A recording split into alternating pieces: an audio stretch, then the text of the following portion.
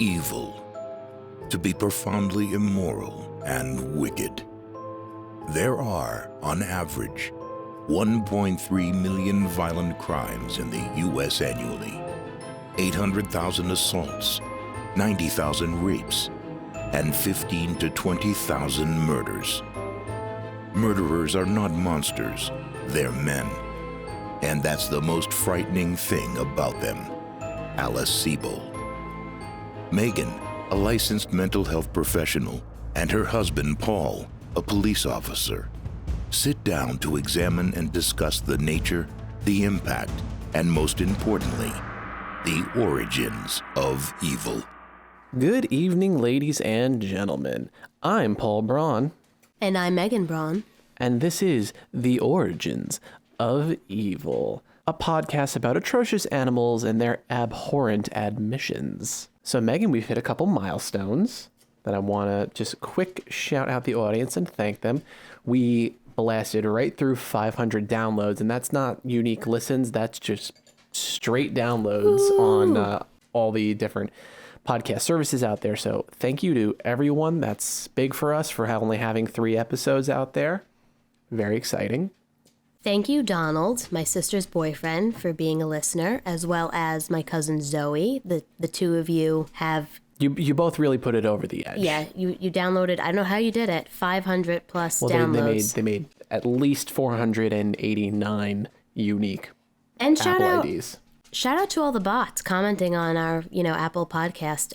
I'm concerned that you find what we talk about to be insightful and to help you plan future goals. That is not the point of this podcast at all. Very uncomfortable. Quick shout out to Erin D on the True Crime Podcast Facebook group that we're a part of.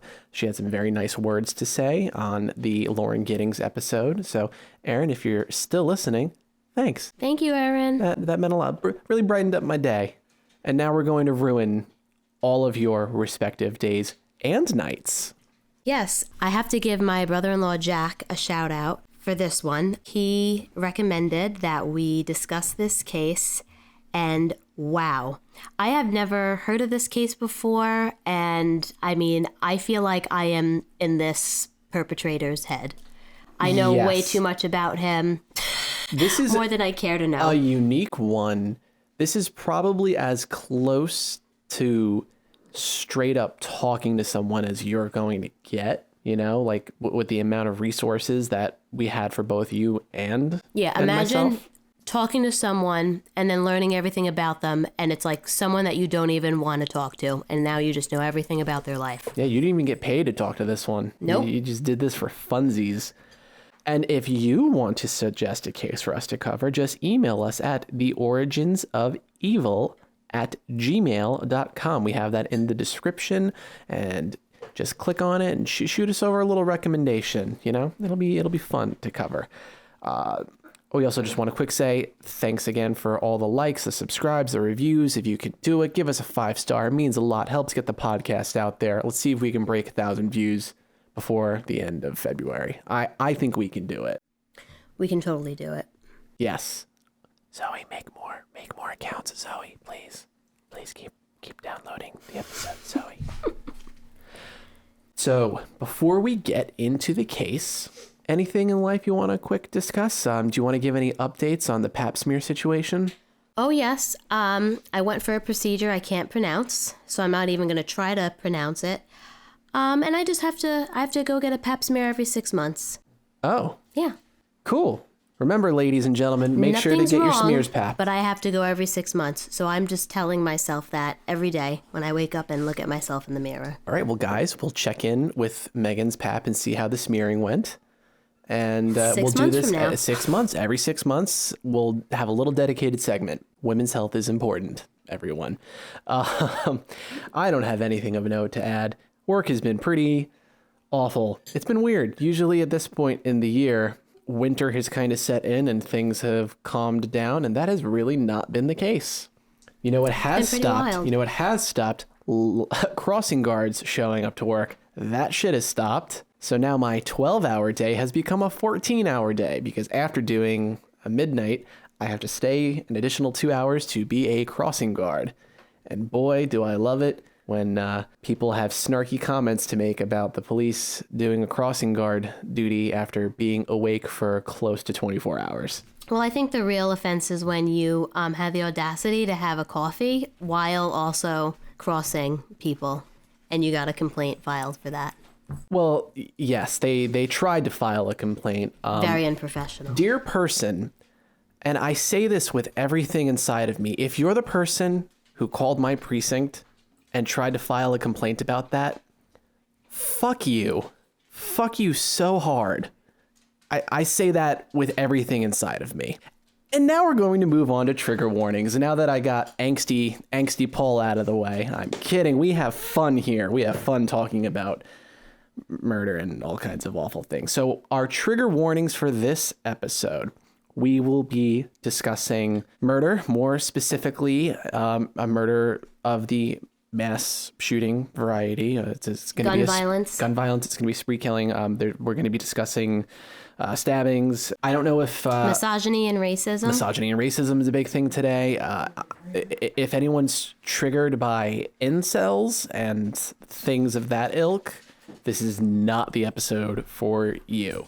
If you are an incel, this also is probably not the episode for you. Or maybe it is. Maybe you can watch and learn that, you know, how to not be a piece of shit. That's also a possibility. We all grew. We all grew today. I'm sorry. I don't want to offend our massive incel fan base. There's always room for growth and change. There is. That's why I said they should listen. Because all you have to do is not be a racist and a misogynist and murder like 6 people, and you're already going to be better than the person we're talking about today. It's not hard, guys. It's really not. It's a very low bar.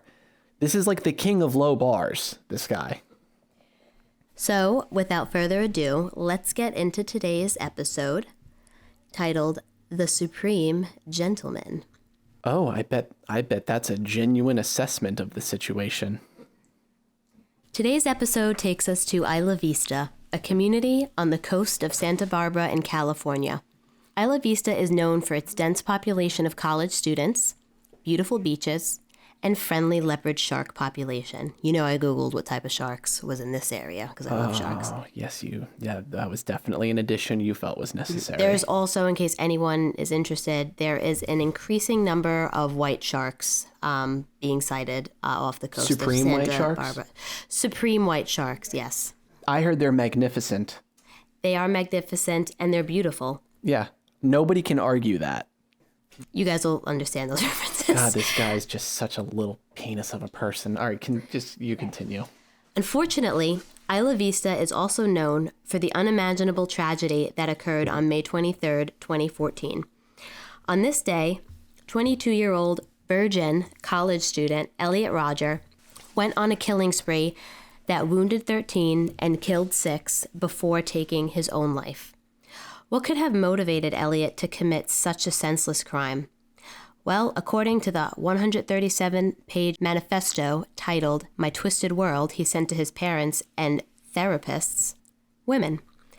Not just the existence of women, but their utter and total lack of attraction to him. According to Elliot, of course. So, you really put a lot of emphasis on virgin there. It's kind of a weird insult for you to make. I mean, that wasn't like a cornerstone of his identity or something, was it? It was his total identity. He could not rectify the fact that he was a virgin at 22 and that women were unattracted to him and did not want to sleep with him. But we will get into that. Oh, okay. Let's do that then. You see, Elliot had zero luck with the ladies. At 22, he had never been kissed. He had never had a girlfriend.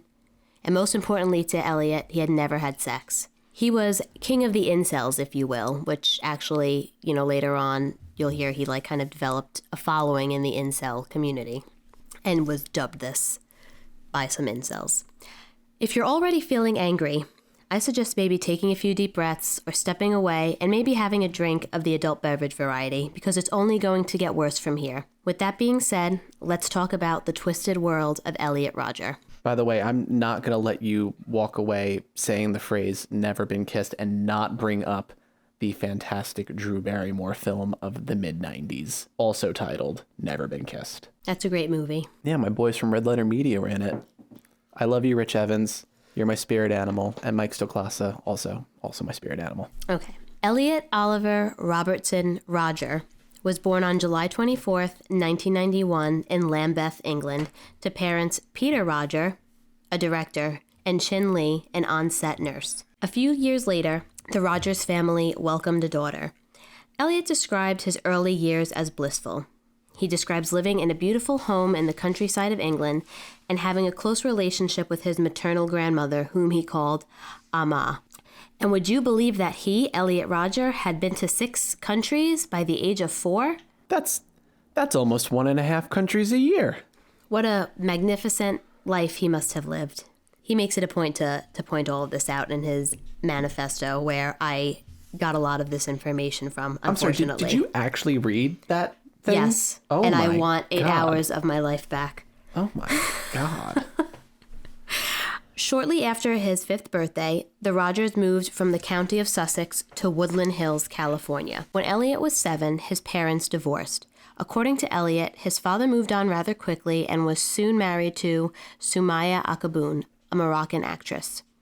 During this time, Chen filed an affidavit against Peter for more child support, stating that she needed more support as Elliot was a high-functioning autistic. Oh. Yep. Peter countered the testimony with Dr. Stephen Scapa, who challenged the autism diagnosis as it failed to take depression or anxiety into consideration. Dr. Scapa recommended that Elliot be further assessed by a child psychiatrist. We'll get into the mental health stuff in a bit. Yeah, I mean, I'm kind of, I feel like so often with these things, you don't get any level of like early psychological intervention, but he's like 7 or 8 when this is happening. How did nobody catch? You know what? We'll go into it later. I'm just thinking out loud. Elliot struggled to make friends at school. He was described as the shy kid. Elliot did have a handful of friends, but they were considered family friends. He saw them every once in a while. He goes into such intricate detail in his manifesto. It's so much to get into, but to sum it up, from 4th grade up until middle school, Elliot becomes aware of his self-image and social hierarchies and the rules, quote unquote, that come along with these hierarchies.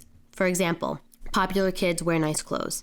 Elliot decides to dye his hair blonde and gets into skateboarding, although this fails to get him the recognition of being cool that he so desperately wants. He was a skater boy. They she said, see you later, boy. I mean, they would never sleep real. With him. No. In 5th grade, his teacher mixes things up in the classroom and rearranges the seating chart, giving Elliot a chance to get to know some of his other classmates. This seems to work for Elliot for a bit, but it does not form any long-lasting friendships. During this time, Elliot starts getting into online gaming and chat rooms, which will ultimately provide him with the best distraction from the harsh realities of life. In 7th grade, Elliot reports that he was teased by his crush and cites that she is responsible for his hatred of women. Elliot continues to discuss how he is bullied and teased throughout middle school and high school. All right, stop right there. Who is this fucking bitch? Because she's obviously the one that's at fault. Well, it's funny that you asked that, Paul, because actually her name is blacked out in the manifesto. Damn it. Yeah. I was hoping we could dox her and just ruin her life. Yeah, apparently after the shooting occurred, some members of the Incel community made threats against her online. And so her dad apparently, had her name taken out and her identity protected. Can you imagine, not reciprocating a crush in, 2nd grade? 7th, but yes. Oh. And by not reciprocating, it's he glanced at her and she did not glance back. And that was, her undoing. Yeah, and then however many years later, he shoots up a thing and blames you. It's like, get the fuck out of here. Yeah. So Elliot switches schools a few times, at one point begging his parents to send him to an all-boys school. Upon graduating high school, Elliot just kind of floats around between his parents' homes. He enrolls in 2 different colleges, but he doesn't really focus on it. He works some construction jobs, but nothing really sticks. He is completely engulfed in the world of Warcraft and Halo. He also starts making YouTube videos at this point about how miserable his existence is because girls won't sleep with him. Well, I mean, playing World of Warcraft, I'm so shocked that that's the case. Shots fired, you fucking nerds. I have been playing nothing but Halo Infinite for the last 3 weeks. It is fantastic. I wasn't into WoW, but I do like Halo. In 2011, Elliott's mother recommended that he move to Santa Barbara and attend college to be more independent. Both of his parents are also hopeful that living in a college town and being on his own will help him make friends. Spoiler alert, they were wrong. In fact, Elliott cites that moving to Santa Barbara is when he started considering carrying out acts of violence against the injustices against him. Injustices, that's a heavy word. That's a heavy word to use for not.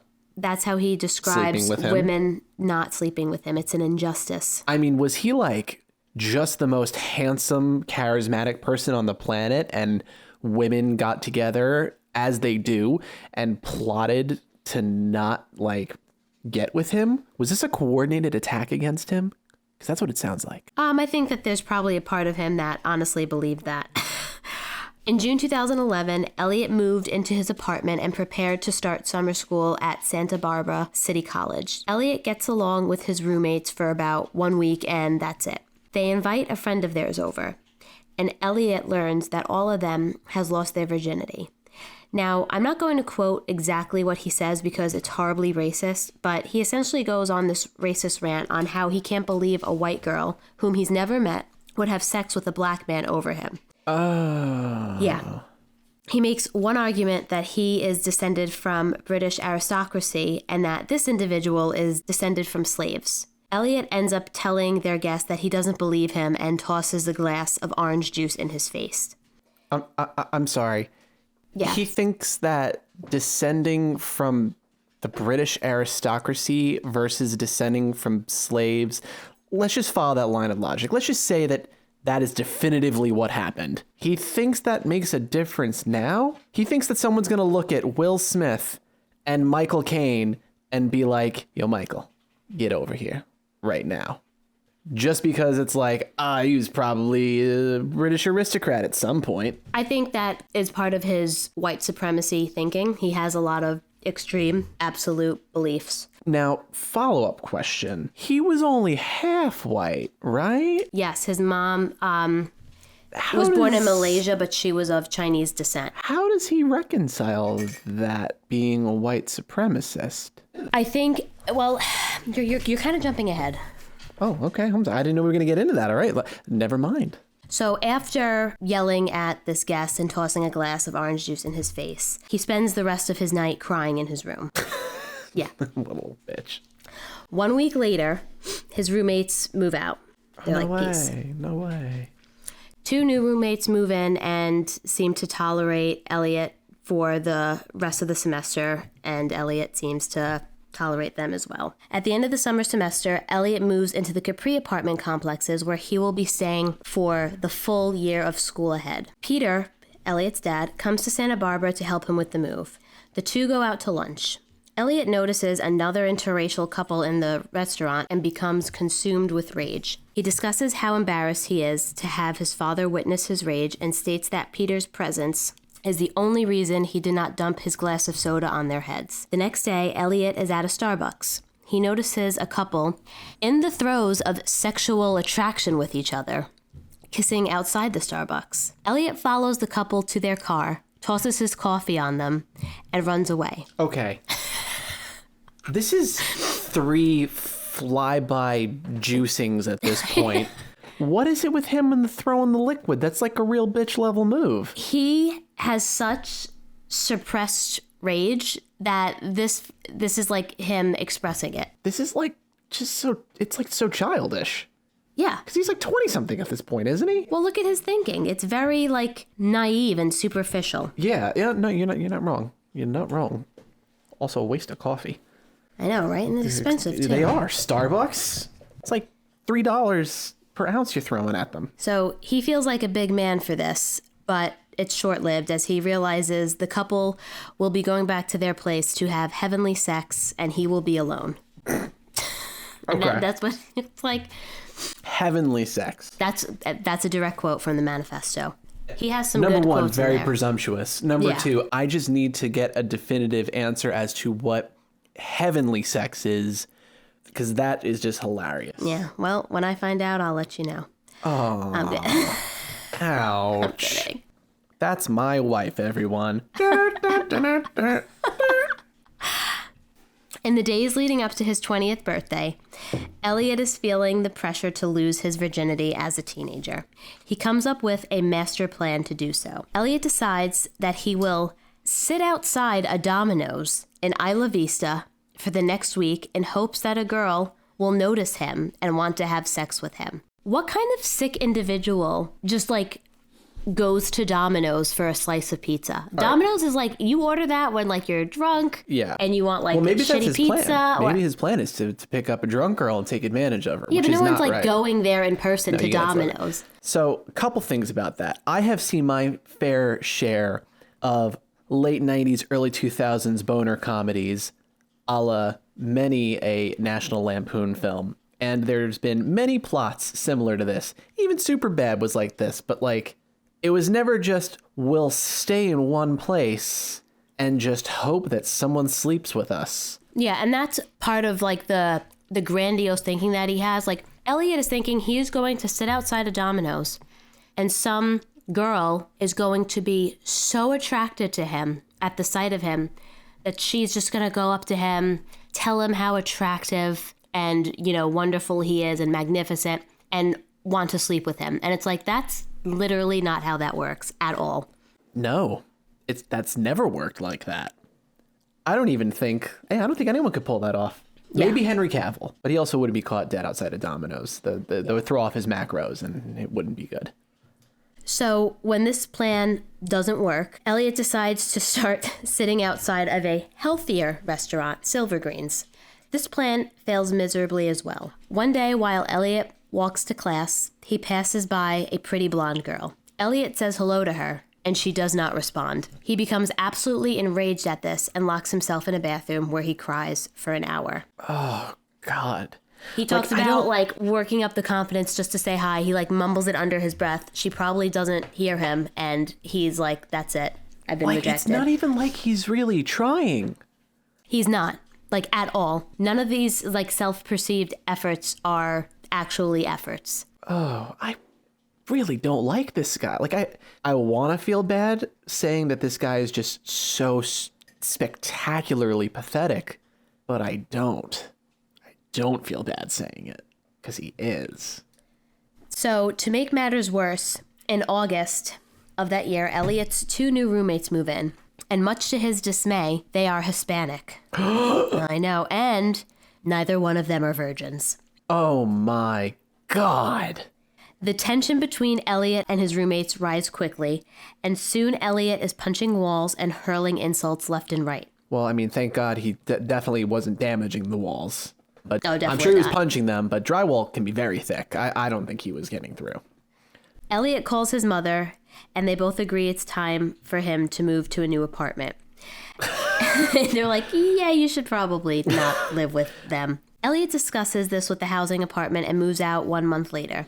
His new roommate appears to be all right until Elliot learns that he has had a girlfriend in the past. Oh, that I fucking hate it when that happens. And then he hates him. You know, you're hanging out with somebody and then it's like, oh, at some point in my life, I kissed a girl, and it's like, well, fuck me, I guess. Piece of shit. However, at some point, Elliot does feel better about his roommate, and he feels better because he tells himself that his current roommate's ex-girlfriend must have been chubby and unattractive like his roommate, therefore making the both of them beneath Elliot. So that's okay, because Elliot would not have wanted to be with her anyway, which is totally logical. So that brings up 2 things for me. That makes me think that Elliot is more of he's got like a beggars and choosers thing going on, where it's like Elliot wants a blonde-haired, blue-eyed white girl. Don't we all? But then we end up with the Puerto Rican girl, and you know, She's got the brown eyes and the brown hair, but it's fine. It's fine. Oh, she's looking right at me while I'm talking to her about her. She doesn't listen to the show, so she won't know that I'm talking about her. I love you, wife.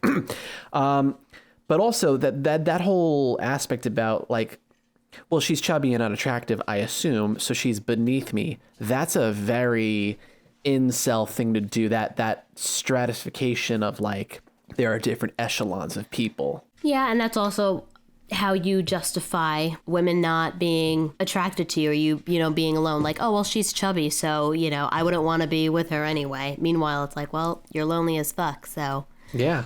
What does that have to do with anything? Yeah, she's happy and she has a sandwich. She's doing much better than you douche. From this point up until the spring of 2012, we hear more about the atrocities women have committed against Elliot, such as not returning a smile and kissing other men who aren't him. Literally, like, I had to skim. Atrocity. He calls it this. I had to skim through so many pages because so much of his manifesto was like, and then this one showed her belly, and like her boyfriend came up and kissed her, and these two were holding hands on the beach, and no one would ever hold hands with me. It goes on and on for pages. It's just like, oh my God. What a bubble this man must have grown up in. Just in the cradle of the Hollywood elite, or as I'm sure he would like to think of himself as. We hear about how magnificent and sophisticated he is and how cool his clothes are. There are so many YouTube videos of him just like, look at my, you know, Gucci sunglasses. Look at my, you know, Versace shirt. I have the best clothes. I'm the best. I'm magnificent. I'm attractive. Why don't women love me? Come talk to me when you can pick up a chick wearing ripped, crappy jeans and graphic tees. Right, Megan? You remember 2017, Paul. He looks a lot like 2022, Paul. And it, you know, look like you're living out of your Dodge Caliber. Oh, hey. I picked you up in that Dodge Caliber, and now we have 2 kids together, so... It's all right, we got a Tesla eventually. Most importantly, we learn how important and how VIP Elliot is. Whoa. He's important, and he's a very important person? Yep. That's doubly important. It's so important. Because Elliot was able to score tickets to an exclusive Katy Perry concert. And by score, I mean a family friend wasn't able to attend, so they gave the tickets to Elliot and his family. And he also, I mean, this is actually kind of cool. He also attended the movie premiere for The Hunger Games because his dad, Peter, was the second unit director on the film. Oh. Yeah. He talks about how, like, at first, like, security wouldn't let them in or something because they didn't recognize them. And how could you not recognize my father, the second unit director? Well, that's what he was saying. He's like, we are so important. Like, you know, only the most important people are coming to this premiere. And like his dad was like, oh yes, I directed this, and they let him in, like, no issue. I just think it's cool that his dad got to work on a project that involved kids killing other kids, and oh no, it's very meta. That's too meta. I don't like that, Peter. What is a second unit director? What is that? Oh, okay. So on a film, the director isn't always necessarily like shooting everything. Mm-hmm. So obviously like big scenes with actors and like, yeah, he's going to be there for that. But like, let's say Scorsese's making a project and there is like a car chase scene, or there's a scene that's very action focused, like a shootout. He might not necessarily be the one in charge of directing that scene because it involves things like stunt work or visual effects. So it is somebody's job to do those things. There's also sometimes they'll have people just do insert shots where it's like, oh shit, Bobby De Niro picked up a glass, but we didn't get a shot of him picking up the glass. So it's like, well, you're not going to drag Scorsese in to get that shot. Like, you'll just have a second unit director pick up a shot, like something like that. So there you go. My film knowledge came in handy for a brief moment. Yay. So in the spring of 2012, Elliot drops out of school, but he doesn't tell his parents, so they think he's still very much enrolled. Why do they all do this? I feel like so many of them pull that move. They get fired from their job. They keep pretending to go. They get, it's weird. It's just a thing I've noticed. I mean, it's, they're not functioning. He's not functioning, okay, where he can keep up with a job or with school. Yeah, I guess I question why they pretend like everything's okay. I guess that's the thing that always... Yeah, because they don't want other people to catch on. Yeah, makes sense. He thinks about carrying out the violent acts that have been living in the back of his mind, but isn't 100% on board with this. After much contemplation, he decides that becoming a mega millionaire would also be an excellent way to make up for all the pain and suffering he has endured. Oh, you could just decide that? Yeah. Oh, cool. Okay. So it's either commit a mass murder or become a millionaire. Ooh, tough choice. I know. Tough choice. He also realizes that becoming rich is the only way he can lose his virginity. If women won't sleep with him for love, they'll sleep with him for money. I mean, technically you could do that, but also like you could just develop any semblance of a personality. Yeah, you could also say, hello. Yeah. My name is Elliot. What a beautiful day it is today. Listen, we've all seen Pete Davidson. He's, you know... He has a personality. He's got a personality. And that shit goes a long way because he's openly mentally ill and an interesting looking guy, to say the least. And he's pulling down... What's his body count look like? A Kardashian, Kate Beckinsale? Like, he punches way out of his league. He just must text back, I guess. Probably does. Pete, if you're listening, right on, man. Good for you. So with the thousands of dollars he had saved up, not from working or anything like that, but from his allowance and gift money, Elliot starts playing the Mega Millions lottery. I'm sure this will work. At first, he spends $100 and loses. Damn it. Then he moves on to $400 and then to $500 and loses on those, tickets as well.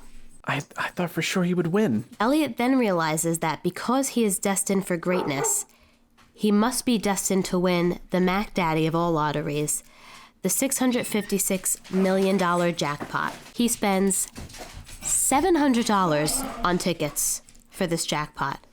And well, you can imagine what happens next. He wins. Yes. And that's where our story ends, guys. Thank you so much. This was a great episode. Our sources are... Just kidding. He obviously loses. Yeah. He continues to lament over losing the lottery for the next several months.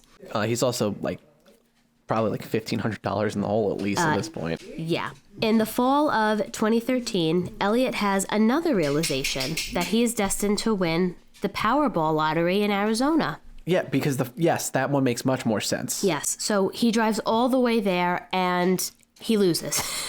And after this devastating loss, Elliot decides that he has no other choice than to carry out his day of retribution. Retribution? That's a $5 word right there. That's right. That's a big SAT word. This is how Elliot describes the day of retribution. According to Elliot, the day of retribution would be a day where he gets his revenge on all the hedonistic scum who enjoyed lives of pleasure that they don't deserve. If he can't have it, he will destroy it. He will destroy all women because he can never have them. He will make them all suffer for rejecting him. He will arm himself with deadly weapons and wage a war against all women and the men they are attracted to. And so this is pretty much, as you guys can understandably see, the only option Elliot is left with after failing to win the lottery on several occasions. Talk about shooting for the stars, Why settle with a handful of women when you could wipe out literally every woman that's ever existed and also the men they're attracted to? Sounds like an achievable goal. I think it's very attainable, So at this time, Elliot also comes across PuaHate.com, pickupartisthate.com. I prefer Pua Hate. And Pua Hate? Pua Hate. Pua Hate. Who doesn't hate poop? An incel website. For those of you that don't know, incels are a group of people, primarily cis men, that are involuntarily celibate and mostly misogynistic. Well, I'm sure the pickup artists are much better people. Oh, no, they're the opposite end of the spectrum. Oh, so they get laid all the time and they're not misogynistic? No, but they just, they think that they're really cool and they get all these women. But they're also misogynistic. Yes. Oh, well, that's... Because they're in the realm of women are easy and I know all the tricks into getting a woman to sleep with you. Yeah, that doesn't work. Yeah, no, and that's Yikes. Also just really scummy. Elliot shows this website to his parents in an attempt to help them understand him better. However, according to Elliot, they don't even bother looking at the website. Shocker. Elliott's parents have him continue to see his psychiatrist as well as a few other life coaches. Although Elliott doesn't mind them, their efforts don't really seem to help Elliott. In one final attempt to lose his virginity, Elliott attends a house party in July 2013. When women fail to swoon over Elliott at this party, he attempts to push several girls off a 10-foot ledge. Elliott is, this is amazing, this part. Elliott is unsuccessful, and the girls' male companions end up pushing Elliott off the ledge, not only breaking his leg, but most importantly, causing him to lose his Gucci sunglasses. Not the Gucci he'll never get laid if he doesn't have the Gucci sunglasses. I know, I read this and I was like, you know what? I was thinking about maybe being attracted to him, but after he lost his Gucci sunglasses, it's just, what? Yeah, no. Now I gotta look at his dead little eyes. No way. Like a doll's eyes. Don't quote Jaws. He doesn't deserve the Jaws quote. He deserves a Jaws 3 quote. Starring Dennis Quaid. So Elliott doesn't realize the glasses are missing until he walks his sorry ass home. Elliott decides to go back to the party to search for his glasses. However, he enters the wrong house. He enters like the house next door. What, is he drunk or something? Yes, he had been drinking. Oh, okay. Elliott starts hurling insults at the homeowners, and they take him outside and kick his ass some more. I don't like to advocate violence, but some people just But good for them. But some people just need an ass whooping sometimes. Mm-hmm. Elliott cites that the greatest crime in all of this is that not one female offered to help him or showed any concern for him. After trying to push them off the ledge, they didn't even check in on him. I saw you try to push several females off of a ledge, the 10-foot one over there. But I just want to help you, How are you? What's that, like nurses syndrome? Was it the phrase for it? Nurses syndrome? It's not like nurses. Like the caregiver thing where you fall in love with the person you're giving care to or some shit like that. I thought there was a name for it. I don't know. Kind of like Stockholm Syndrome, but less problematic. Never heard of a name for that, but maybe. Okay, well, I'm probably just fucking making it up then. Hi, everyone. Editor Paul here, real quick. Just wanted to come in and say it was the Florence Nightingale effect. Turns out I did not make that shit up. So the police interview Elliott the next day, but ultimately the case is dismissed as there are two conflicting stories because they also interviewed the gentleman that pushed Elliott, and they really don't have any evidence to support either side, so the case gets dropped. Elliott spends the next 6 weeks in crutches, completely miserable. Once Elliott's leg is healed, Chen purchases him a BMW in an attempt to lift her son's spirits. Wow, all he had to do was be a misogynistic piece of shit and get his leg broken and he got a BMW? Yep. This kid just keeps failing up. Crazy how terrible his life is. Yeah, his parents are fucking abusive is what they are. It should have been a Mercedes BMW. What is he, fucking poor? What is he, upper middle class? So this attempt at lifting Elliott's spirits works temporarily, but it comes to a halt when Elliott meets his sister's boyfriend. Elliott comes to the intelligent conclusion that the two of them are having sex, which, of course, is an injustice because the two of them are younger than Elliott. Not only that, but his sister's boyfriend is part Mexican. Oh, no. That's the worst thing he could be partly. And I didn't really talk about this in what I wrote, but in the manifesto, he goes on to discuss how he's heard them having sex in the house. And he describes it very, what's the word? He describes it very, eloquently? No. Tastefully? He's very vulgar in the way he describes it. He's like, I can hear him putting his penis in my sister's vagina. That's very clinical. Also, if you're in that situation, maybe leave. Yeah, maybe really. Put on your headphones. Just anything other than sitting there listening. He listened to the whole thing. That's what he says.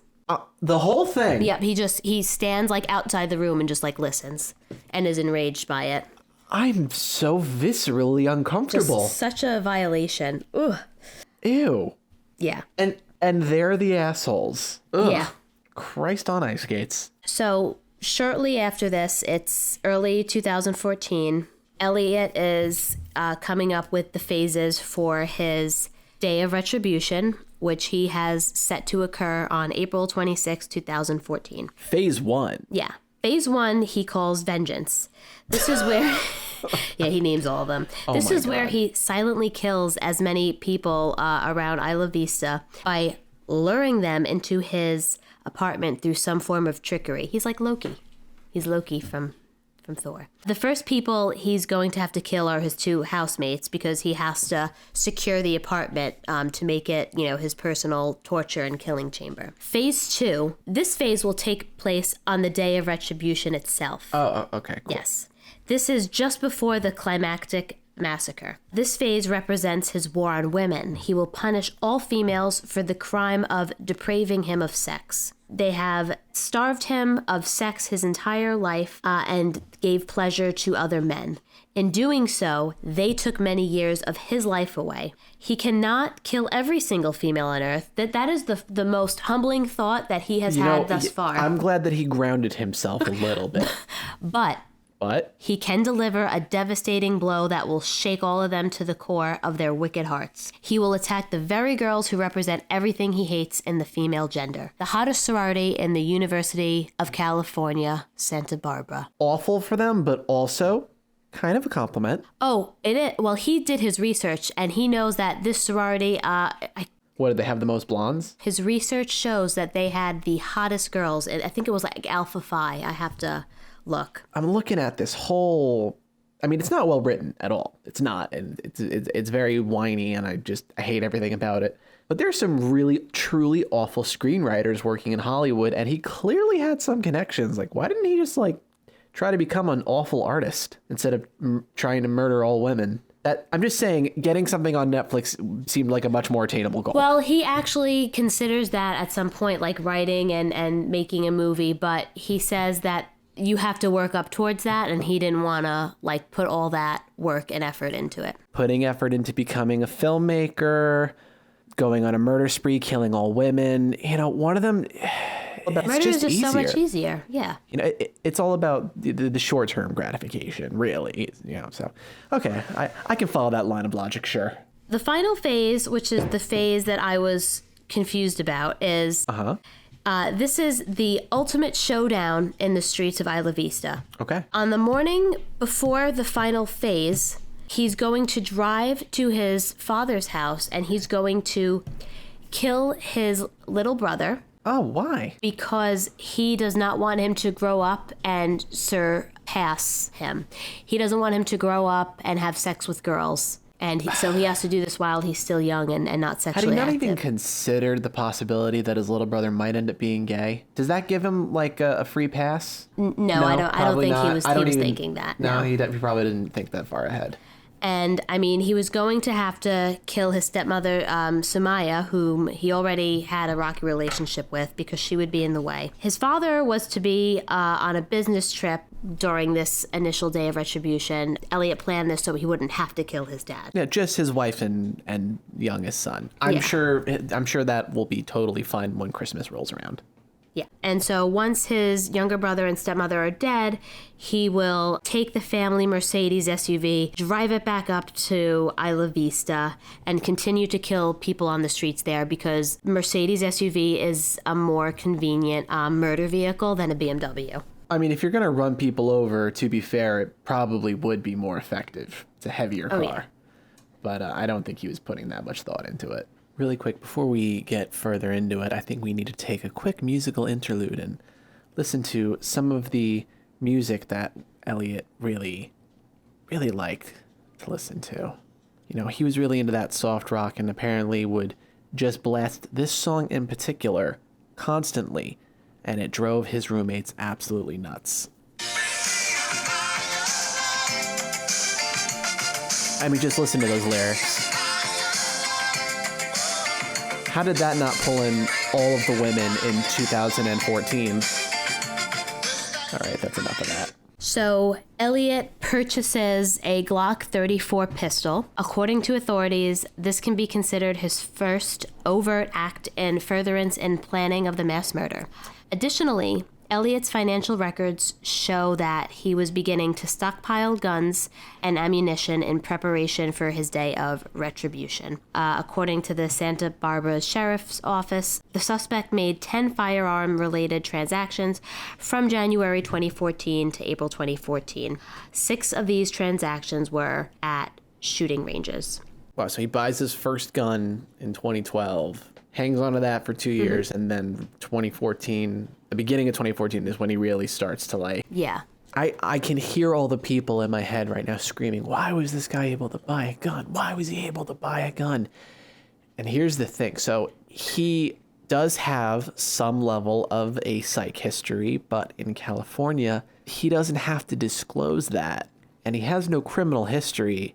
So these were all legal purchases, and he was allowed to own them. So there's your answer to that. As fate would have it, it's April 26th, 2014, the day of retribution. All right, let's fucking go. Well, Elliot comes down with a cold. Oh, you can't. Yeah, so he's not well enough to carry out his the day of retribution mass killing spree. Requires mass amounts of cardio.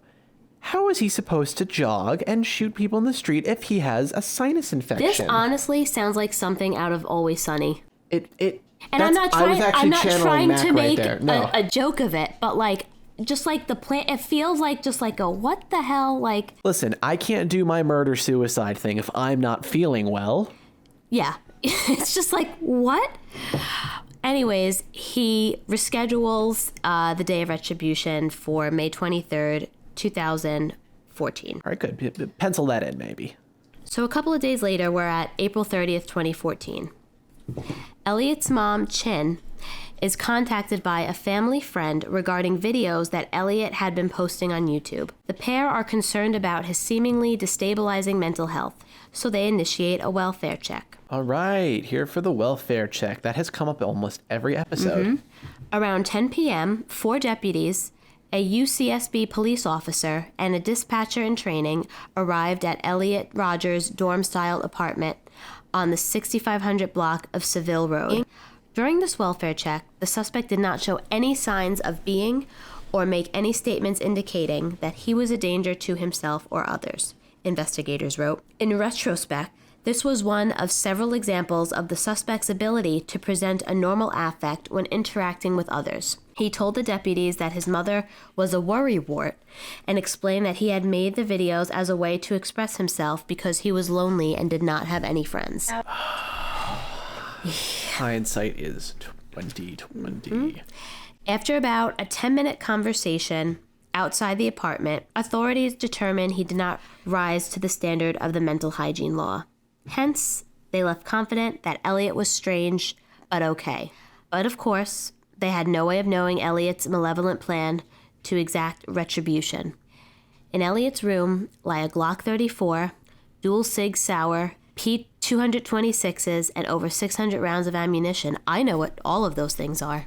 Well, you should know what the Sig Sauer P226 is because that's... what is it, P-Sauer? The dual Sig Sauer? Yeah, the Sig Sauer P... That's my service weapon. Oh. He had a 9mm version, and I have a 40 cal version, which has more stock and power and one less round. But that's just weird for me. I don't know. It's weird to think that. This sucks. This sucks because I know that a lot of you right now are screaming, why didn't the cops fucking take him in? And da-da-da-da. And once again, this is one of those Monday morning quarterbacky hindsight's 2020 things. But I'm going to quick just...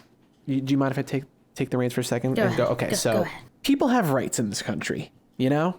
Not everyone's aware of them, but they do have them. And you can't just violate somebody's civil liberties because you feel like it. The mental hygiene law is very specific.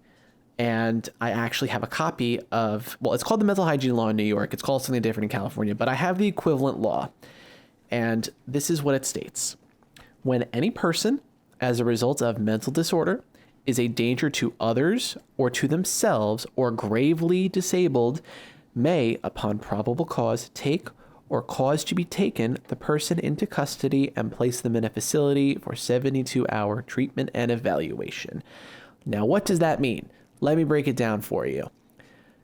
If I show up to a welfare check or a suicide call or anything like that, And I deem that a person is a danger to themselves or others. They do not have the ability to refuse medical attention, i.e., I can take them against their will to a hospital to get evaluated by a mental health professional. Now, you're literally just like, that's it. Your rights go out the window once that happens because safety trumps rights.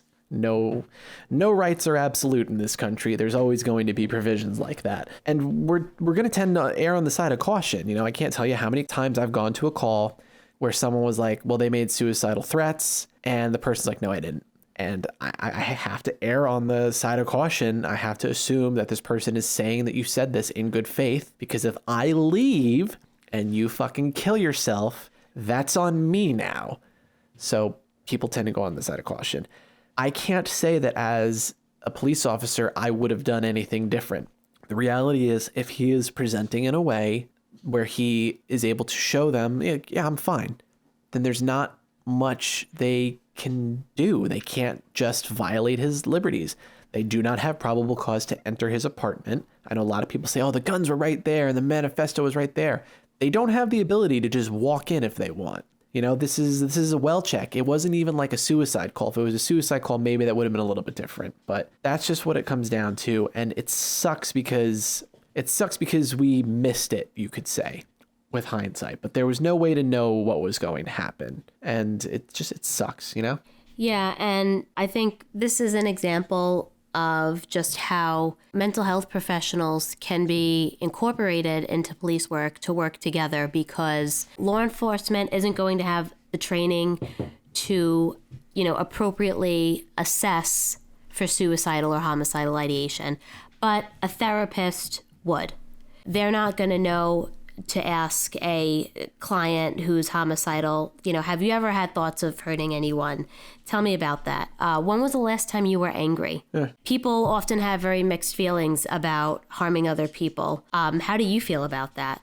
Same thing with suicide, asking like future-oriented plans, or have you made any... plans, means, that kind of stuff. Yeah. That, yeah. Listen, if I had access to those resources, I can promise you there are definitely certain situations that they would get used.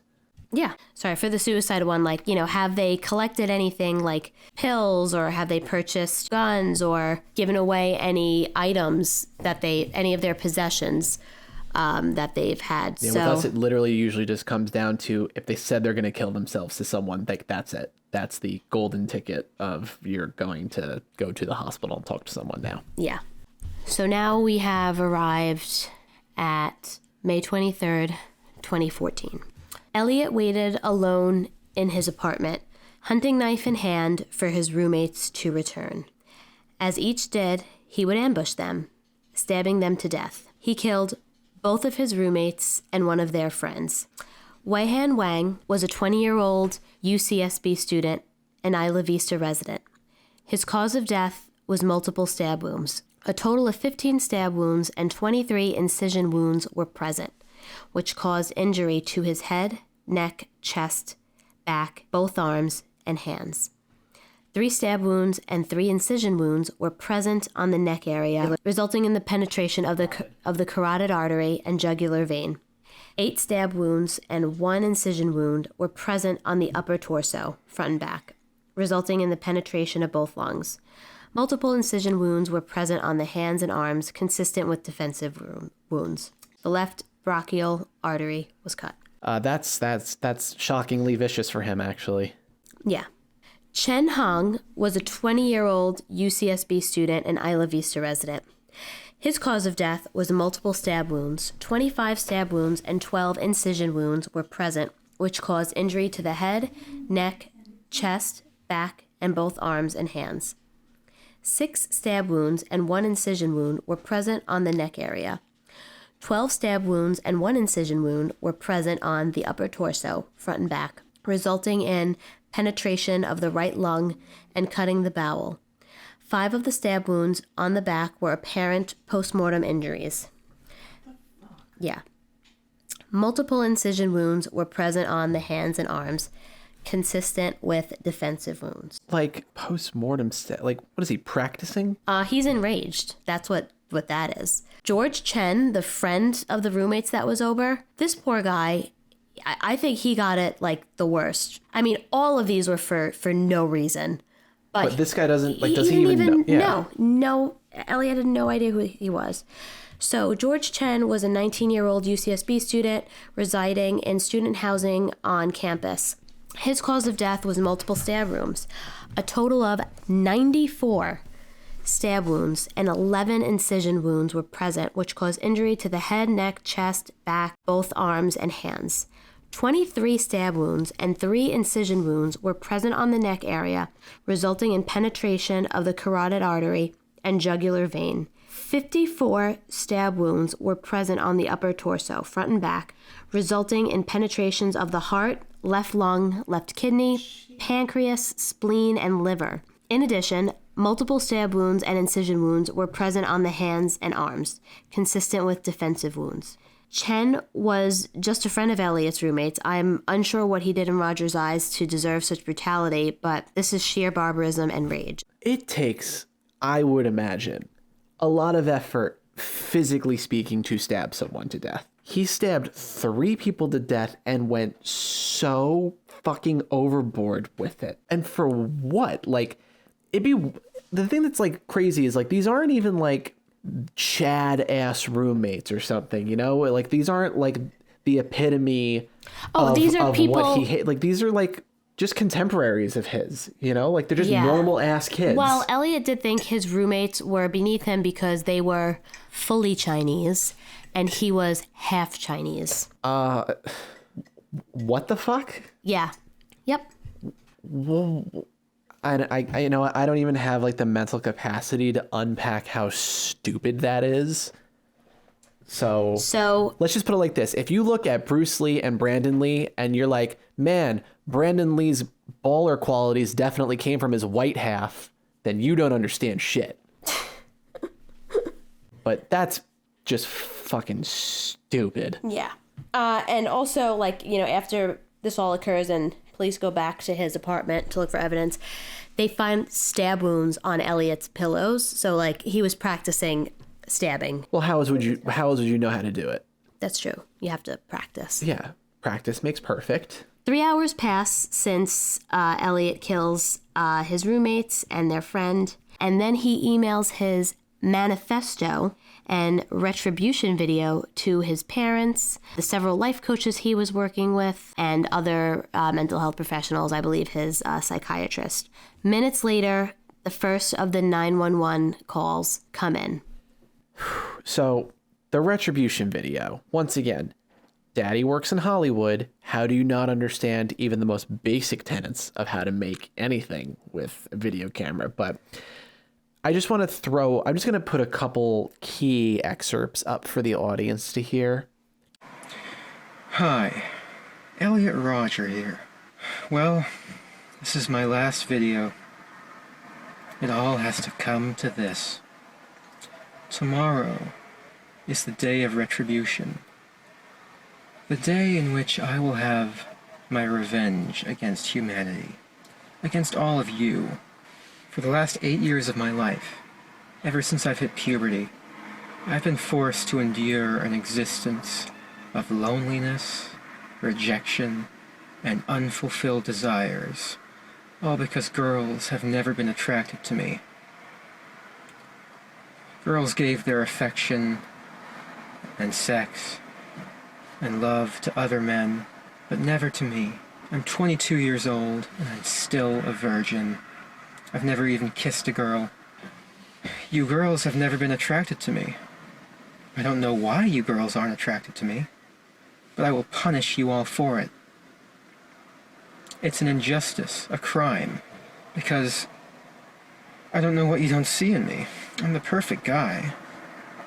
And yet you throw yourselves at all these obnoxious men, instead of me, the supreme gentleman.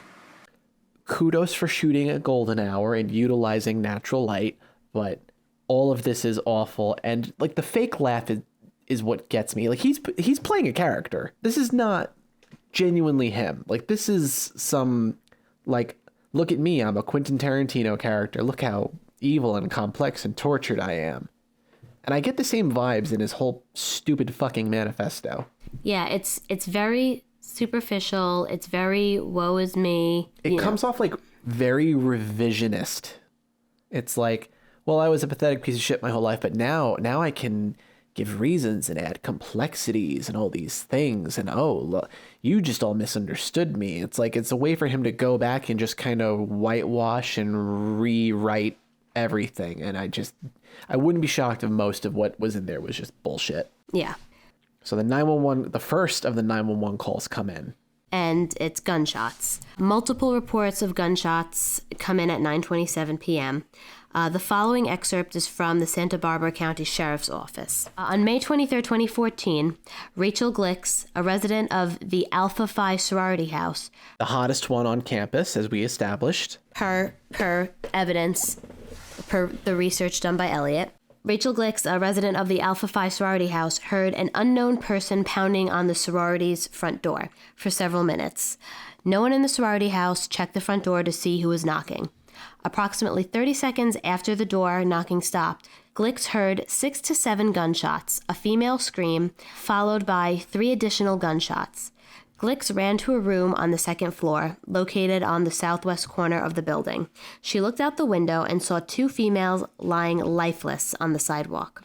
Those 2 females were actually 3, Veronica Weiss, Catherine Cooper, and Bianca DeCock. Bianca would be the only survivor of this particular attack. Catherine Cooper was a 22-year-old UCSB student and Isla Vista resident. Catherine was shot multiple times. The first 3 significant wounds were caused by a bullet that entered the left eye and exited the top left side of the skull. The second significant wound was caused by a bullet that entered the left rear flank side and exited the right armpit. The projectile was located in the right bicep. The bullet traveled through the left lung and the spine. The third significant wound was caused by a bullet that entered the right armpit, traveled through the right lung, and was recovered in the spine. There were 5 additional gunshot wounds found. Oh, dude, you fucking had it with the first one. That's so excessive. I know. That's just rage. Veronica Weiss was a 19-year-old UCSB student residing in student housing on campus. Veronica was also shot multiple times. The most significant gunshot wound was caused by a bullet entering the body through the lateral left mid-chest, puncturing both lungs and the heart, and exiting the lateral right upper chest. 6 additional gunshot wounds were present and caused injuries to the legs, buttocks, and groin area. According to authorities, his initial rampage was directed at his roommates and one of their friends, and then he attempted to target a sorority. When that attempt failed, he randomly began targeting victims who just happened to be in the area. At this point, the police have been contacted by Elliott's parents. News of a mass shooting incident has traveled, and they feared it could be their son carrying out this heinous attack. Unfortunately, their fears would not be unfounded. Elliott drives around town in his BMW he held in such high regard, indiscriminately firing his Sig Sauer P226 out his window. Eventually, Rogers arrived at Isla Vista Deli, where several people had begun to quickly file into the store through the front doors as if they were reacting to hearing gunfire. Christopher Michaels Martinez was at the threshold of the front door when he turned to look at the suspect's vehicle, as it was directly in front of him to his north. As soon as Michaels Martinez turned around and looked toward the street, he was struck by gunfire. Michaels Martinez quickly entered the Isla Vista Deli Mart and fell to the ground. The suspect continued firing numerous gunshots into the store. 2 additional gunshots broke through the window of the west side of the front door. Michaels Martinez died inside the deli from a single gunshot wound to his chest. Jeremy Varela, a close friend who was with Michaels Martinez, and Aaron Bullard continued CPR on him, even though he was obviously dead. Elliott continued his rampage, firing into multiple businesses and attempting to run over anyone he could. He struck and injured 7 people with his car during this insanity. Elliott would even take pop shots at deputies. They would return fire when reasonable. One deputy managed to shoot through the car door and into Elliott's leg. That was the beginning of the end for him. Shortly after sustaining that injury, Elliott crashes his BMW near the intersection of Del Playa and Camino Pescadero. Prior to doing that, he takes a cyclist down with him. He crashes into the cyclist, and then he crashes his car. Right before that. Before sheriffs could get to him, he would take his SIG, place it against the right side of his head, and pull the trigger. The bullet would go clear through his head, exiting the left side, killing him instantly. At 9:35 p.m., Elliott made the choice to deprive his victims of any sense of justice by taking the coward's way out. In this sense, suicide is not taking the coward's way out, but when you are committing a mass murder and you're doing it to avoid getting in trouble. Yeah. That's a very cowardly thing to do. Context is important. Context is important. Yeah. The bodies of his roommates would not be discovered until the following morning. Also, something that I found interesting was upon locating Elliott in the car, the cyclist is found like at the floor of the car outside on the street, and police actually handcuff him, and they handcuff Elliott, who is dead. I can explain why. At some point, I think they thought that there were 2 shooters involved. So they have no idea how many people have done this. They see a crashed car, and they see a driver and somebody who could potentially be a passenger. That they don't know it's a cyclist. They just see an injured person, so they're going to temporarily detain him, and medical attention is going to get to him at the same speed that it would if he were just a straight victim. But it sounds like they verified very quickly that this was a lone gunman situation and that the cyclist was a victim and not a suspect. And as to why they cuffed Elliott when his brains are on the floor, training just kind of kicks in at a point, and cops do a few things. We fire to eliminate the threat, and we don't, just because somebody looks dead doesn't mean they're dead.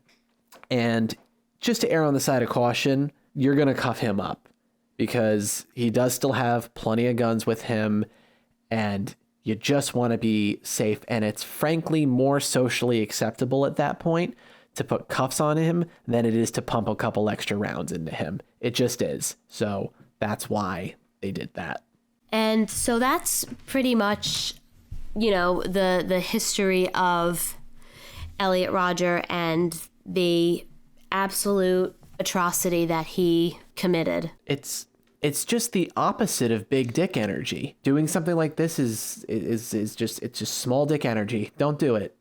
Don't be a piece of shit and commit a fucking spree killing because you're sad that women don't like you. After putting in 0 effort. Yeah, you put in literally no effort, and it's their fault. It's like you don't have the introspection to look at yourself and be like, it's weird. Literally every woman I've ever spoken to doesn't like me.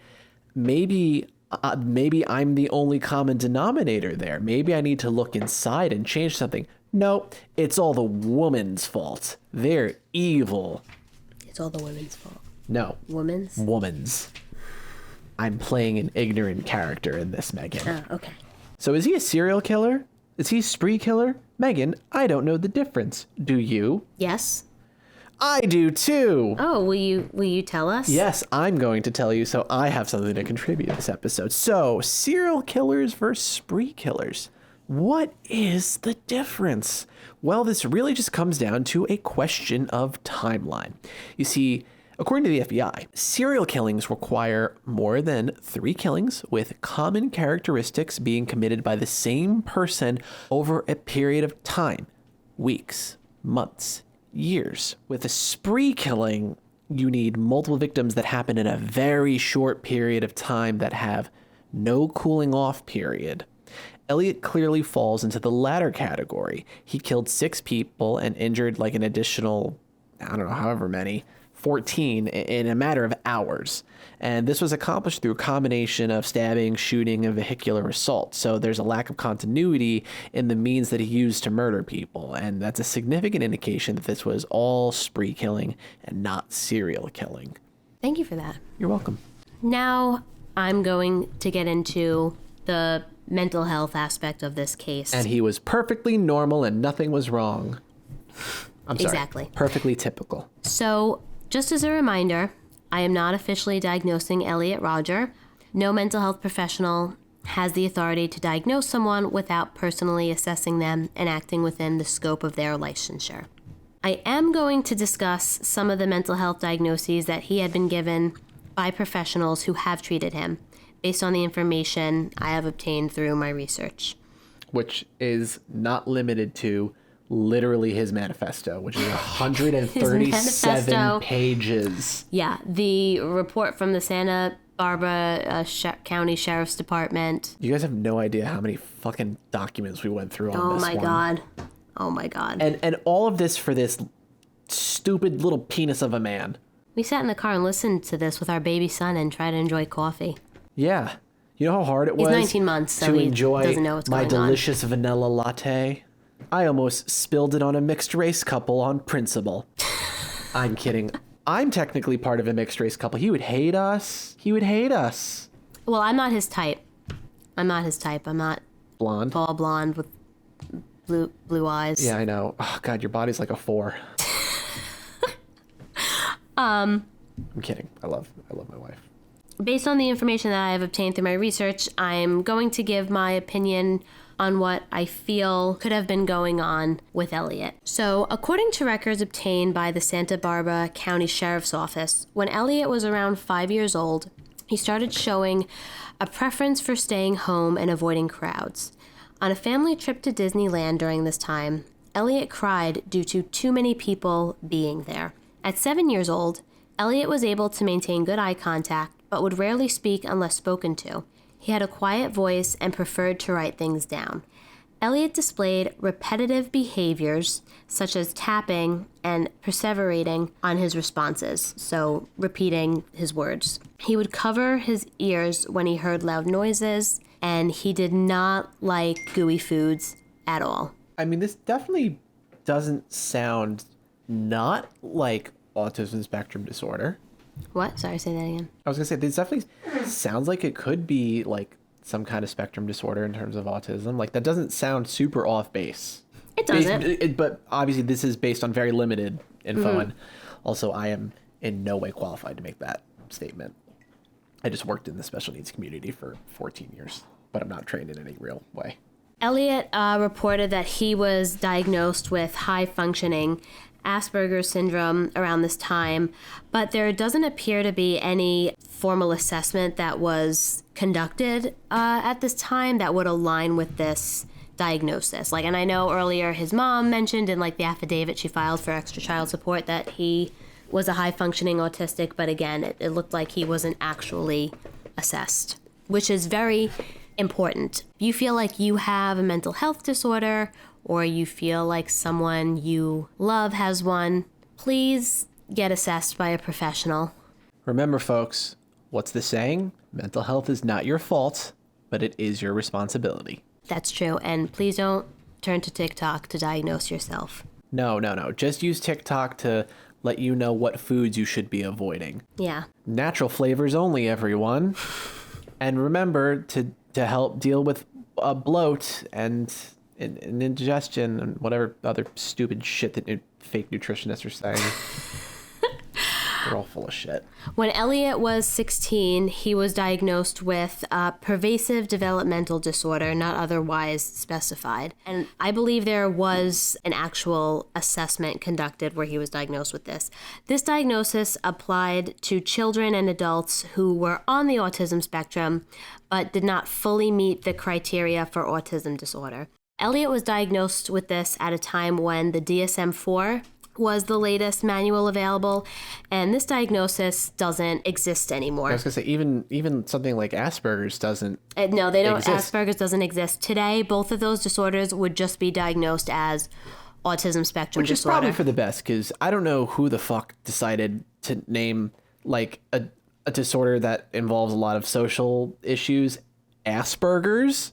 Yeah. But like, dude, fuck you. That wasn't nice. Why would you do that? Why would you make somebody with autism go around and be like, stinky cheeseburgers? Like, that's not cool. Yeah. Douche. I'm really glad that they changed that. I really am. And the fact that it's now autism spectrum disorder, it's less stigmatizing, right? Like going around saying, oh, I'm a high-functioning autistic, or I'm a low-functioning autistic. Like, that's yeah, you don't want the great. kids with Asperger's fighting the low-functioning ones. Like, the second you start creating a caste system for autism, it's just not nice. There's no fucking need to do it. Yeah.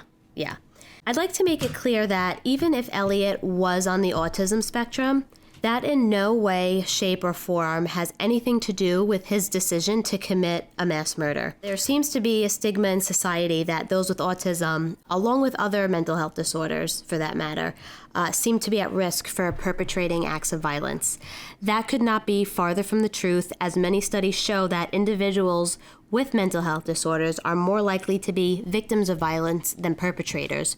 Remember, correlation does not equal causation. And we already know why he did all this, and it was because he couldn't get laid. It's women's fault. Yeah, he made it very clear. That is the only reason he did it, and I'm sure that if he did get laid, none of this would have happened, right? Right? None of this would have happened? No, this 100%, because then it would have been, I don't feel a connection, I don't feel love, it would have been something else. So you're saying that he was always going to do something like this and just looked for any excuse to justify his horrible plans? Yes. Huh, well, how about that? I'm looking at all you people. Oh, violent media makes people do violent things. Yeah, sure. Okay. Don't worry, we'll get to you, Mark Twitchell, you fucking piece of shit.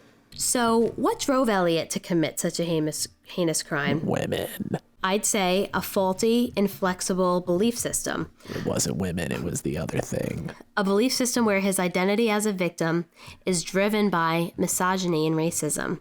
Therapy didn't work for Elliot because he didn't want it to work. He was unwilling to see relationships and the world in another perspective. His narcissism made his beliefs absolute. I think that Elliot was most definitely a narcissist. Yeah, second one. And a very different kind of narcissist. Well, let's throw it back to the first episode with Chris Watts, who remembers the types of narcissism. Oh, I know. There's a covert or communal, which you did the heavy lifting with that one. They're a little different. I know they're a little different, but they're kind of closer shades than the like malignant or overt narcissist. And yes. And none of these are in the DSM, right? Like they're all kind of just colloquial terms or whatever. Yeah. I think that Elliot teeters back and forth between being an overt narcissist and a covert narcissist. I mean, he's beautiful. Look at him. He's covert because that is the victim mentality, right? Yes. He is superior and smarter than most people. However, the world fails to recognize this. Women fail to recognize this. They don't understand how amazing he is because they won't get the chance to know him because they are going after all of these unworthy men. People descended from slaves, I tell you. What kind of pearl-clutching nonsense is that? He totally lacked accountability for his actions. Nothing was ever his fault. Even when he admits to things, he justifies it. So we've discussed many a monster on this program, 3 to be exact. But I know, I know Cindy White. But I hate this man. Like, you ever see Jurassic Park? You know the scene where what's his face is watching the monitor and Jeff Goldblum is being all like, hi, like a smarmy bastard, and he just exasperated goes, I really hate that man. That's me with Elliot. And here's why. People like Cindy White were truly and horrifically abused and were abandoned. We dealt and we see criminals, people who do bad things that were abandoned. This fucking guy had everyone trying to help him. A life of no one gave up on him. And his people parents that loved tried him. so hard. Like, this is one of those, like, you cannot blame the parents for this.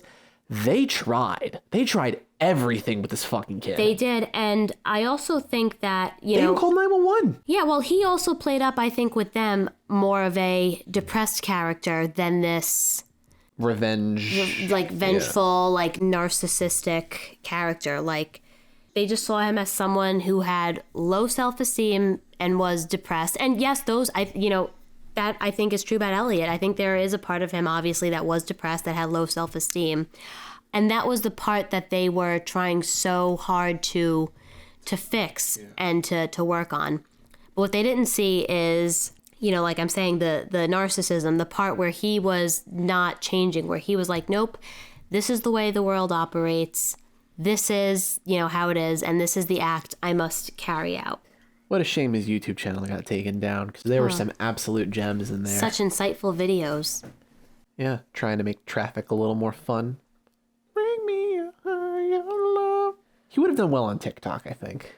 Oh my gosh, I can't even imagine. Soft rock and hating women. Yeah, I definitely think, there is a very high degree of covert narcissism there. I think, he does have grandiose thinking. He refers to himself as a god, especially towards the end of the manifesto, where you see his decision to go through with the Day of Retribution. He's like, I'm a god. Everyone is beneath me. I'm going to make the human race suffer. And this is how much he sucks. He only killed 2 women. He killed mostly men. It's like he couldn't even get that part right. It's like, you are that fucking useless that your whole thing was, I'm going to kill all women.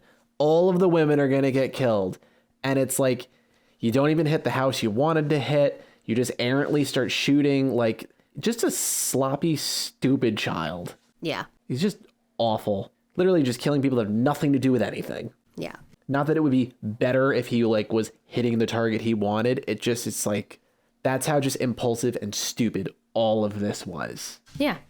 And I mean, like I've said before, he had very superficial thinking, just equating sex to love and worthiness, and acting like that was just the driving force of the planet, like sexual attraction and people or women having sex with him. Just very... Well, he's owed it, though. He's owed it. Yes, that's the other thing, too. That's also in line with the narcissism. Like, I'm owed this. This is something that I should be offered. I shouldn't have to chase this or work for it. And I mean... Look at the life he lived. He really never had to work for anything. No.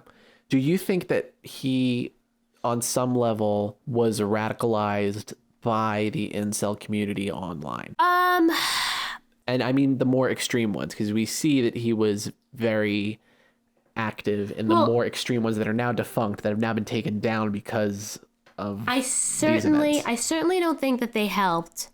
I'm not saying that they're responsible for it, but I think that when Elliot found out that he isn't the only one that feels like this or thinks like this, that brought him some level of comfort. And he talks about it in his manifesto a little bit, how there were some incels with good insight, but a lot of them were stupid, and how he actually had the balls to carry out the acts of violence he discussed on these forums, and how he knew the other ones didn't.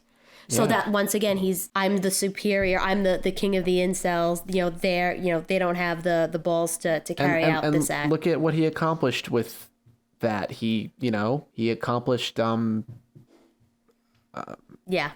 Oh no, yeah, okay, just stupid, unnecessary acts of violence. Great. Yeah. Fan-fucking-tastic. Hope you're proud of yourself. As far as whether or not he's on the autism spectrum, you look at some of the sensory and social behaviors. It's possible that he falls on that spectrum. But once again, I don't believe that is the driving force in any of this. I think he also has a lot of social anxiety because, like I've talked about, he never really made an effort in friendships and talking to girls. It was everyone should come to me. And when they don't, I feel completely rejected and ostracized and humiliated. And how dare they? He's just objectively one of the worst kind of people. I have a strong dislike of this man for various reasons. Yeah. And he was on various medications throughout the years. He was on... he had a toxicology report done, and... it was in his system at his time of death was Xanax, which he was prescribed caffeine. He did have the vanilla. Well, you got to have the... If you're going out, you got to have one more little, Yeah. Vanilla latte. Little kick. And also benzodiazepine, which is usually an anti-anxiety drug like Xanax. This one I think was lorazepam. And so he was on a lot of medication for anxiety. At one point in his life, he was on risperidone, which is an antipsychotic medication. That could have also been treated. That could have also been prescribed to help him with his depression. I'm not sure. But it doesn't really seem like any of this helped Elliot. No, but like you said, I don't think he frankly was interested in getting help. I think he wanted to be mad. Yeah, and I think he wanted to become this larger than life character. And the saddest thing about this is on some level he won. On some level he did get to transcend and become that king of the incels to that community. Everyone else just thinks he's a pathetic piece of shit. Yeah, but when you think about it, nothing about his life changed. Like, no, he went out with no close relationships. What was the line? You're 17-year-old virgin that can't drive? Yeah, like no close relationships, really not living life at all. Another reason, why therapy didn't work, and I think I discussed this in the Chris Watts episode, with narcissists, they aren't there to work on themselves. They are there because other people are causing the issue, and they need other people to change. And I think that was something that Elliot really struggled with. It wasn't, oh, I'm the issue. It's people are mean to me. People are unjust towards me. Girls don't see how magnificent and how beautiful I am. They need to change. They need to realize that I'm worthy. Look at all these things I'm doing. I'm buying nice clothes. I have a BMW. I'm beautiful. And still they don't want me. They have to fix themselves to desire me. And that's just... If you are going to therapy in hopes to change other people, you are in for a rude awakening, boy, because that is not how that works. Oh, that's not how any of that works.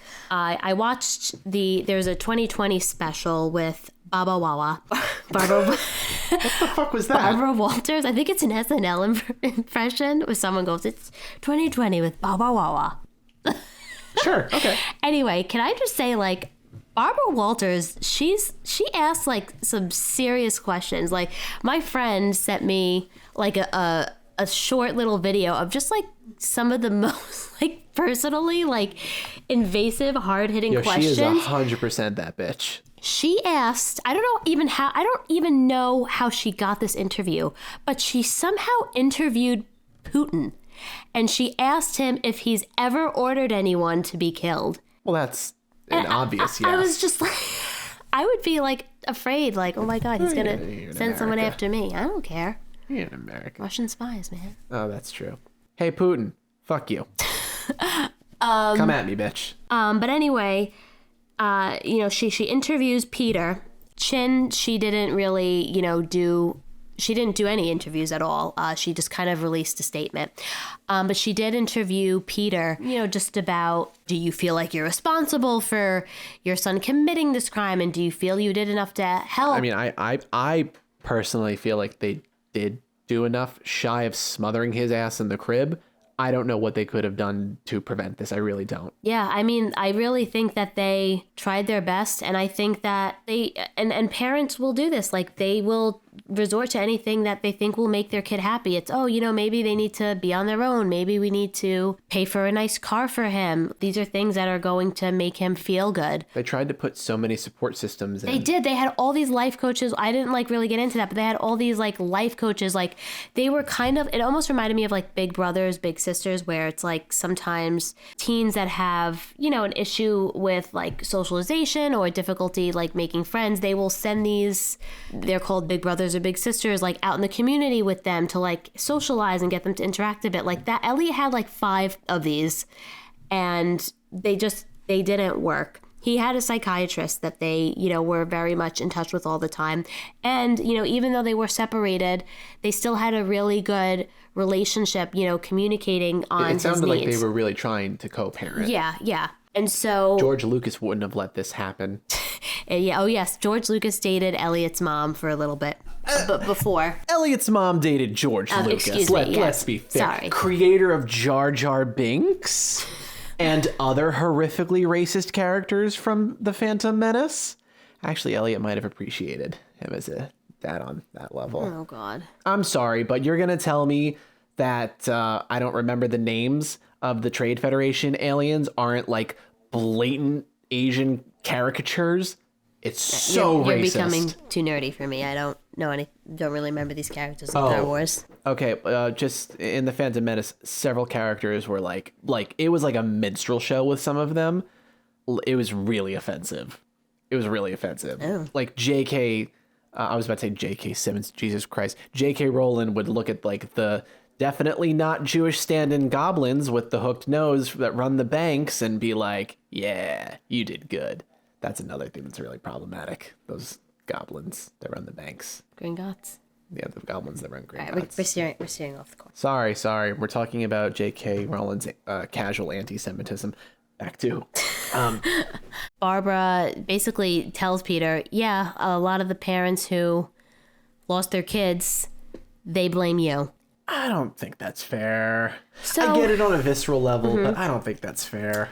And I mean, that's kind of human nature. When something senseless like this happens, you know, we look for something or someone to blame. You know, he says, I don't think I am to blame. I tried everything in my power to help my son. By the time we got the manifesto and called the police, we were informed it was too late. The final question that Barbara Walters asks Peter is, she says to him that Adam Lanza's parents, who Adam Lanza is the Sandy Hook killer. Bad guy. Yeah. She basically says to Peter that his parents wish that he was never born. And she asks Peter if he feels the same way about Elliot. Whoa. Yeah, and Peter essentially says, yeah. He goes, I loved my son, but I can't rectify the fact that he killed and hurt so many people. I can't live with that. And that's just like a... Yeah, that's hard. It is so hard because, you know, once again, as parents, you love your kids, and it's hard to just unlove your children one day. I mean, I don't know. I had a delicious chocolate croissant the other day, and I was like 2 bites into it, and my fucking son runs up to me and is just like, yo, give me a bite. He doesn't speak yet, but I could tell with his eyes. He was like, give me a bite. And I did. And then he was like, I would like to have the rest of it now. And for a brief moment, I thought I could just let go. You just let go and just let him fall. I'm kidding. He's awesome. I did give him the croissant, and I was a little butthurt about it because it was the last one. But nothing is sacred when you become a parent. Nothing at all. And also, we had 2 dogs prior to him, so I was kind of used to food never being mine. And a child also, another child. I know, but she doesn't take my food. That's true. I can't get that one to eat food. Are you kidding? This one is just like, yeah, whatever. I'm a little dumpster. Just pour food into me. It's fine. Except for plantains. Doesn't like fried plantains. As I discovered today as he whipped one at my head. So those are my thoughts on the mental health aspects of this case. You know, once again, no matter what his mental health diagnosis is, it was not the driving force behind these murders whatsoever. He was very much still behind the wheel of these decisions. Oh, yeah. 100%. This was a choice. This was a choice that he planned out for years and had every opportunity to not do this. And in his mind, I think he said, look, I gave all these girls, you know, all these chances to prove me wrong, to stop me from doing this. I tried to win the lottery. Just once again, these superficial, materialistic things that just don't make any sense. All right, well, before we wrap up, I just want to take a quick moment, and I would like to read through the victims of this crime. I'm going to start with the survivors first. Bianca DeCock, Jin Fu, Aaron Ziegler, Bailey Maples, Megan Corlado, Sierra Swartz, Sheriff Deputy Marquez, Patrick Egbert, Nicholas Pasachuk, Christopher Hoang, Victor Garcia, Mitchell Liabarski, who I believe he was the one who got cuffed. He was the bicyclist. I'm 90% sure that was that one. So you're a tough motherfucker, Mitchell. Elliot G, Matthew Smith, not the actor, I think. Antoine Churchian, Sheriff Sergeant Welch, Detective Flick, Deputy Johnson, Deputy Walker, Keith Chiang. Those are the survivors of this ordeal. They suffered things like gunshot wounds, getting struck by a car, or even just getting shot at. You know, you don't have to be injured to be a survivor of something like this. I can only imagine the long-term effects that this would have on your mental health. So now for those who did not survive. Veronica Weiss, 19, was a freshman and a member of Delta Delta Delta sorority. Friends would describe her as sweet and friendly. Her father remembers her as the tough tomboy growing up playing cross-country, baseball, swimming, and water polo in high school. She will be an inspiration to me every day of my life, he said. There was never a day I wasn't proud of her. Never a single day. Christopher Ross Michaels Martinez, 20. Christopher was the only child of 2 attorneys. His mother, a deputy district attorney, and his father, a criminal defense attorney. At the time of his death, he was preparing for a year of studying abroad in London. He was just a terrific kid either way, Father Richard Martinez said. You couldn't really ask for a better kid, and I'm not just saying that because I'm his father. In regards to Peter Rodger, Mr. Martinez had this to say. I lost my son. He lost his son. We have that in common, he said. We want, if possible, that the deaths of our son and his son mean something. His father expressed a desire to meet with Peter Rodger and work towards preventing future tragedies.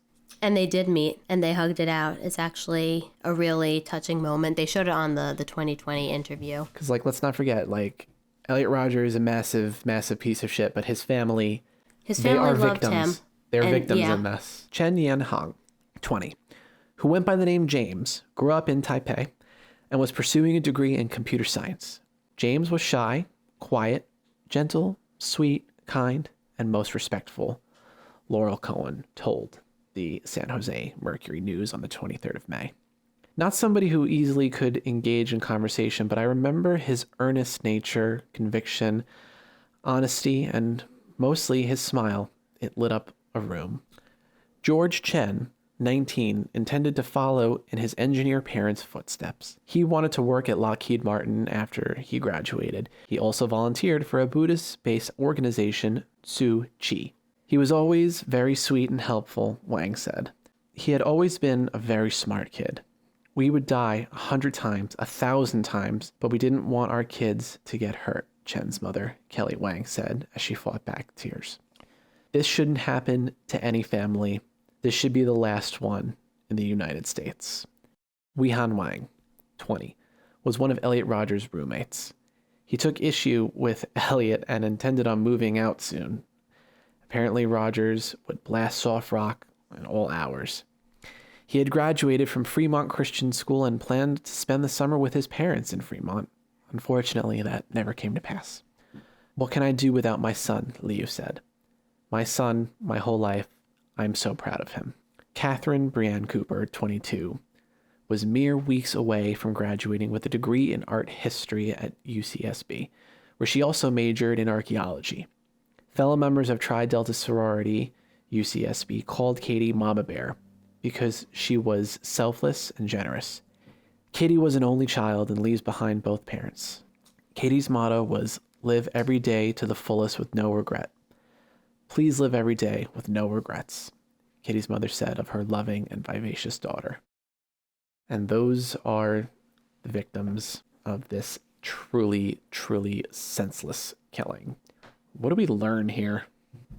It's just very disheartening to see every protective system function as it should, but still fail.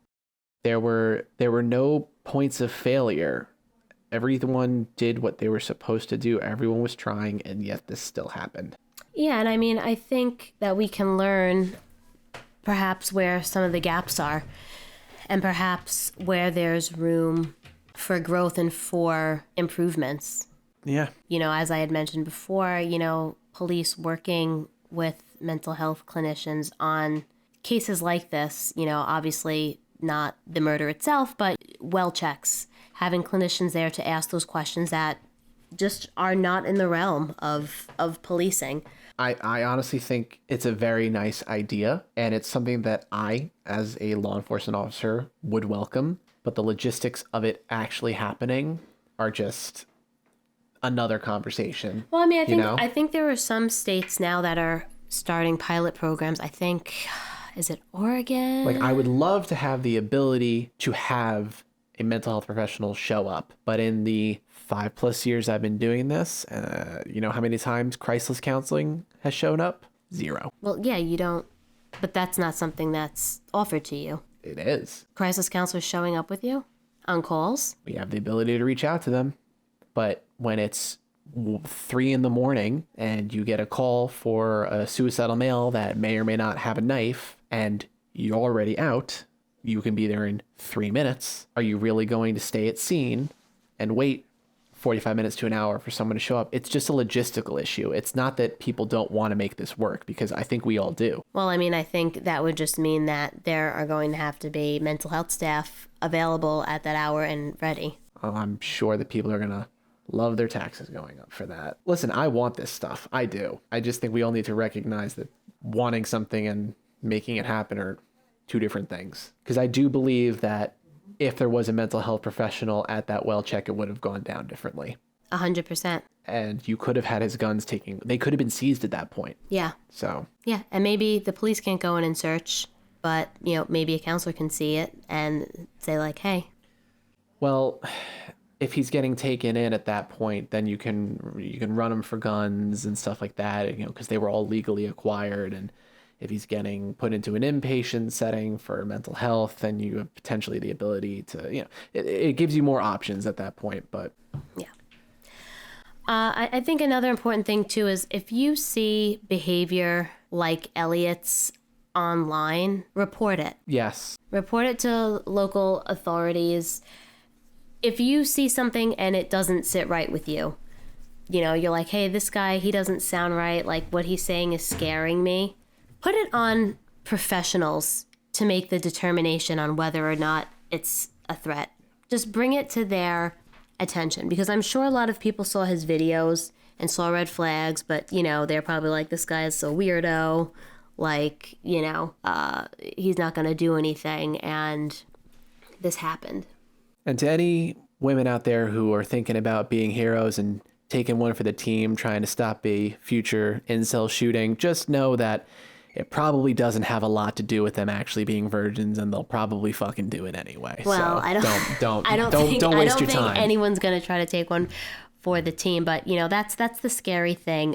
It was never about that. Elliot Rodger is not the last Elliot Rodger out there. In fact, I think after this killing, there were 2 other misogynistic motivated murders, one in Canada and one, I think... I know that other people credited him. I think in Florida. It has to be Florida. And, one more thing I'd like to add is, I mentioned how, having a mental health diagnosis, it does not lead to committing mass murders or harming other individuals.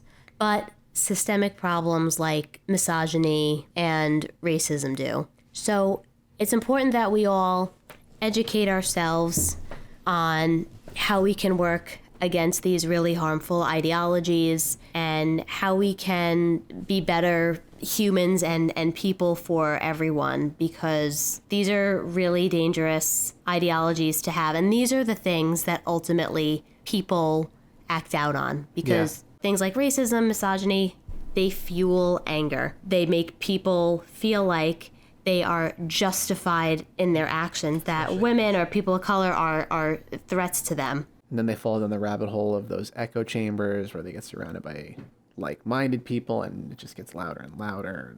Yeah. These are the harmful diseases of society, not autism or schizophrenia or anything like that. And that's the case of Elliot Rodger. I left out so much.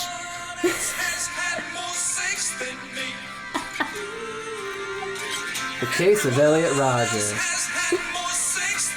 The saddest little piece of shit we've covered yet. There's so much I left out of this case.